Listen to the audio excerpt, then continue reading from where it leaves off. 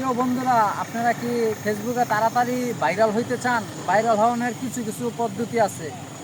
এই পদ্ধতিগুলো যদি আপনারা মেনে চলতে পারেন, ইনশাল্লাহ আশা করি ভাইরাল হইতে পারবেন। অনেকে বলে ভাইরাল হয় না, ভাইরাল হয় না। আমি চাইলে এখনই ভাইরাল হইতে পারি।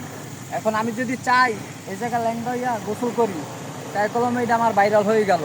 কারণ আমার এটা তো আমি চাই না, আমার একটা মান সম্মান আছে। ঠিক আছে, আমরা মান সম্মান কখনো বেচা যায় না।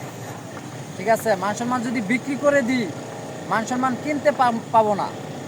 ঠিক আছে, তাই আপনারা যেই ভিডিওগুলো বানান, ভিডিও আমার এমন তো না যে এই ভিডিও দিয়ে আমার একটা কিছু আমার এই সংসার চলে বা অন্য কিছু আমি যে কোনো একটা ইনভেস্ট করতেছি, এটা কোনো আহমরি কিছু না।